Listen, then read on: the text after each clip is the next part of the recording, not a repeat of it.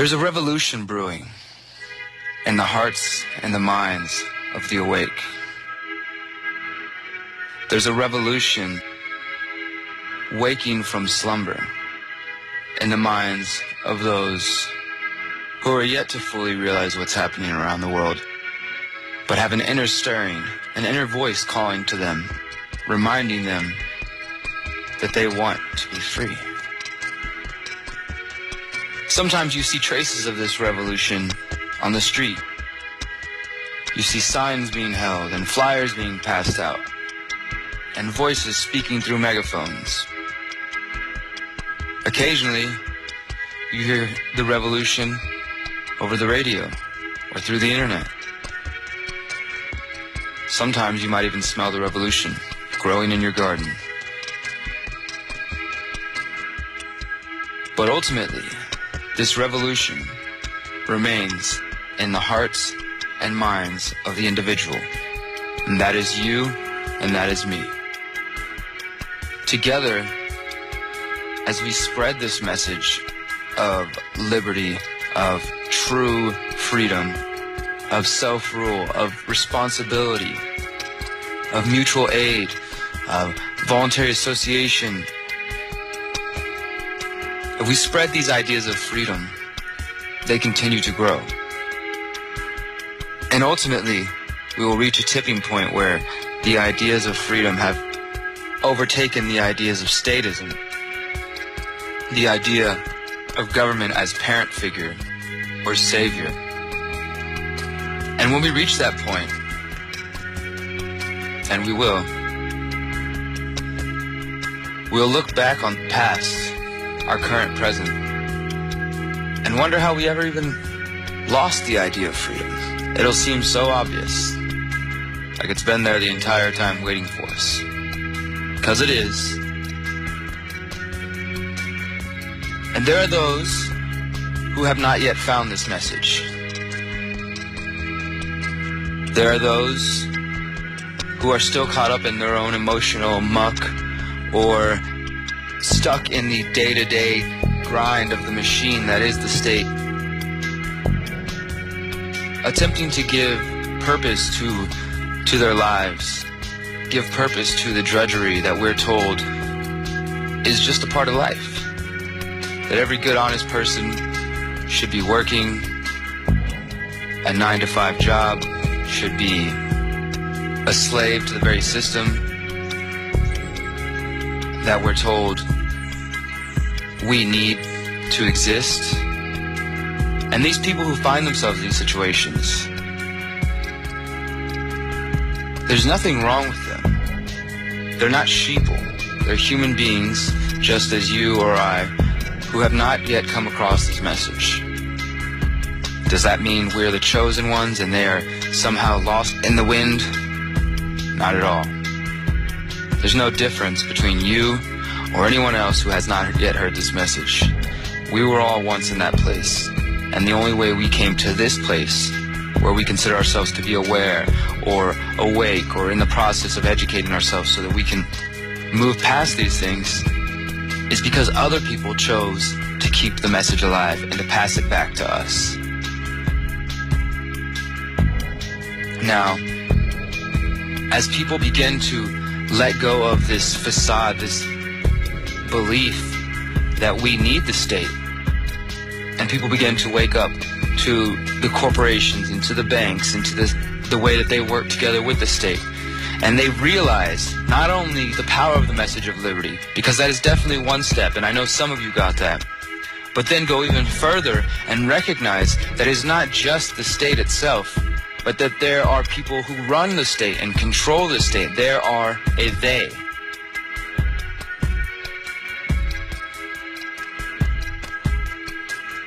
And once those people who are blind to the matrix are confronted with this information, they are also confronted with a choice.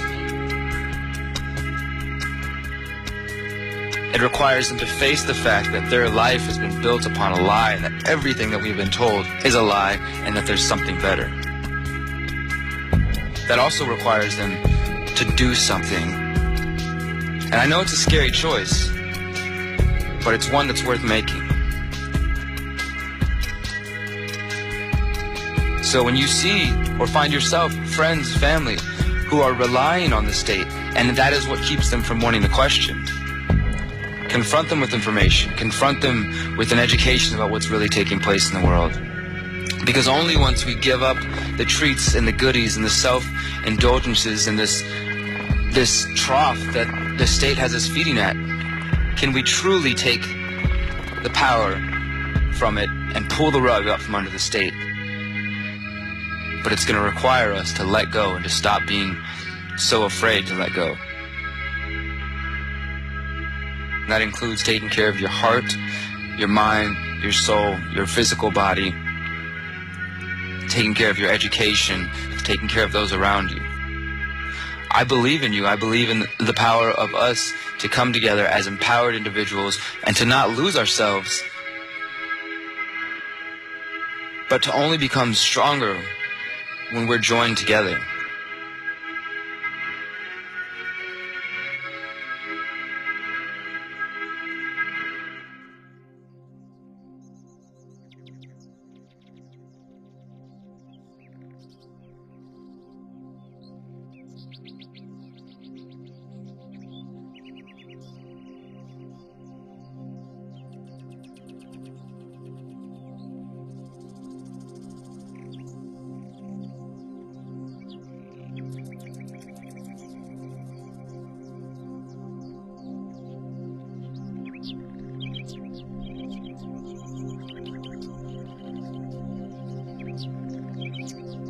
To me, the idea of a voluntary society is a place where every man, woman, child, being is able to express themselves fully without the threat of force or violence against them for their choices in their own lives. To me, this is also what is known as anarchy.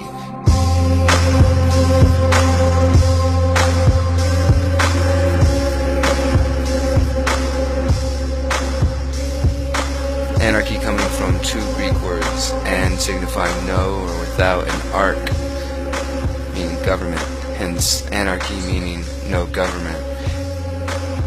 And in an anarchist society, we would have what is known as voluntarism, the belief in creating a voluntary society without force. The ideas of the non-aggression principle, the ideas that we can all work together and can respect each other and have our own minds and our own ability to take care of ourselves, taking the government out of social interaction and getting rid of this paternalism that we see where the government has control of everything. And to me, it goes deeper than that as well. I mean, recognizing that we have paternal systems that have taken control, and we have turned away from the feminine as well, the feminine of paying attention to our planet and to our spiritual side. And so to me, when you start to work towards a voluntary society or an anarchist society, you're really reconnecting back to a closer, more natural state to what we probably experienced in the past.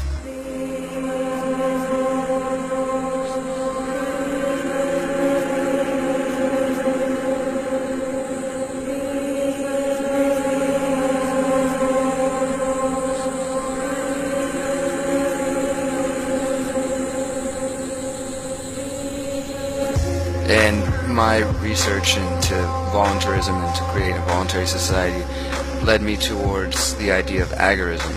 And agorism is basically the idea of anarchy in action.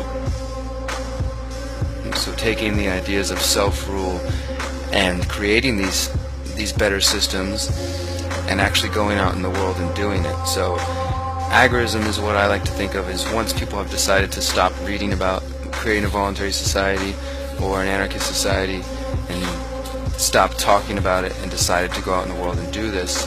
So you look at any problem that we may face in the world, or any situation we're dealing with where there is a state or government option, and try to find ways that you as an individual or the community can do it better. So one of these ways is the food. Right now there's a huge monopoly on our lives, and specifically on what we ingest, what we put into our bodies. Growing your own food is one of the biggest steps towards independence. It lessens the control that the monopolies have on your lives. It lessens the control that the monopolies have on the farmers that are growing food in other countries, and it also helps us localize and focus on what we can do here at home.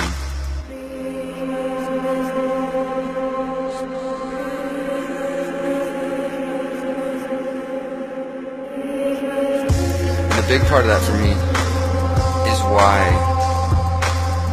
focusing on anarchy and focusing on the self is so important, because we have individuals who are lost in themselves and are easily manipulated and taken advantage of by the state, and they buy into the division, they buy into the fear, they buy into all these different aspects. But when you start to really go deeper with this, and not just in a political understanding of anarchy or global events, but going deeper with it and really focusing on how you can better your local area, how you can better yourself, and all these things, you start to connect on a level that I believe takes you past just politics and understanding of that world. You start to connect with yourself, and when you go out there and you start to create gardens, or you create alternative currency networks, or creating barter networks, or just communicating and talking to your neighbors and moving past division and getting outside of the boxes, the matrix, so to speak, and learning to connect with each other. I think that's what's bringing us closer to evolving as a species, and I believe we are doing this already. The fact that these conversations are taking place, that these ideas are being explored, shows that they are spreading. And so I see the work of voluntarism and anarchism and agorism as hugely important, recognizing the power of your own self and what you're capable of, and the fact that nobody else can control you or should try to control your choices. And in that political philosophy of voluntarism, the idea is that the best way society can improve, and the only way society can truly improve, is the individualist method, the method of everybody doing their own to improve themselves. The idea is hoping that we can each change our individual units, and as we do that and that idea spreads, society will begin to improve as well.